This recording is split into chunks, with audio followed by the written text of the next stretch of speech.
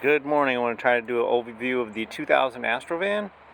So what I did is it was a stock van, so I ended up getting it from Baltimore, Maryland, and had it shipped down.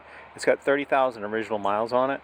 He had it painted, did a pretty good job in the paint job, matched it pretty close. The door jambs are original, so it was really clean. Everything's been gone through starter, and the typical stuff that go wrong with these Astrovans. But to start, we did the 4-inch lift, like I said. I put the KO2 tires on, the BF Goodrich. I put some new shocks in the back. I replaced the floor. It was just, the rubber mat. That rubber mat came out of it. I used that as a template. And then I just put the luxury vinyl snap together flooring. So it's nice and clean if if you need to clean it out or anything. It's just nice to slide stuff in. Put the racks on. These racks, Harbor Freight racks, $2.99. They were from an original pickup, but I have to cut them down, and I attached them through the roof, so you can see in the back. I put them right through the roof and siliconed them and put these pads that came with the setup. I like it. It's pretty nice. It looks good. Of course, it's all aluminum. It's nice and clean. I didn't really want to go with the aftermarket steel. I just wanted to make it kind of look clean.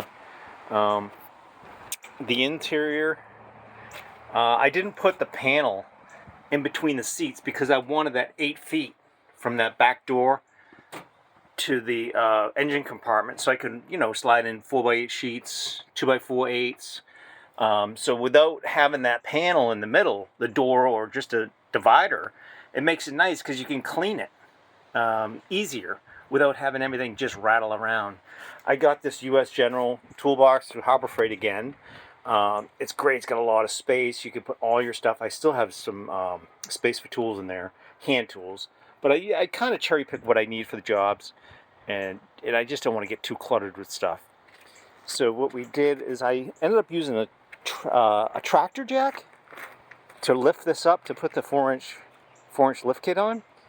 So I just mounted it to the back bumper, and I'm going to have, of course, the trailer hitch installed. I don't really want to do it. They're going to hook the lights up, everything for like $500. So I'm like, go ahead and do it. So that's coming probably next week. But it's a nice ride. It's clean. It's all-wheel drive, so if you do go in the snow or anywhere else, you won't really get stuck, which that's kind of what I wanted. Let's see the inside. Inside, I had a cracked dashboard, so I put the rug on top, and I siliconed it down. I did do the dash cover with a wood grain look because that was cracked as well, but it just glued right on, and it cleans it up. The seats are really nice. Headliner.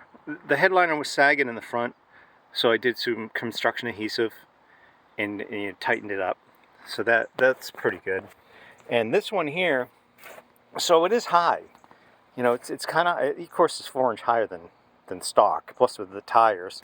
So what I did is I made a template, a wood template, and under here you get that space. So I figured I'd slide this in, and then I can have a step. So I was like, okay, what am I going to do? How am I going to do this? And so I was like, well, why don't I just have a plate steel fabricated, and I can drill these holes and just bolt them from underneath so it doesn't slide out. So these holes right here, so I had the plate steel fabricated. It's heavy, so I'm gonna slide that in, and I'm gonna paint it with some rubberized coating, but this won't bend.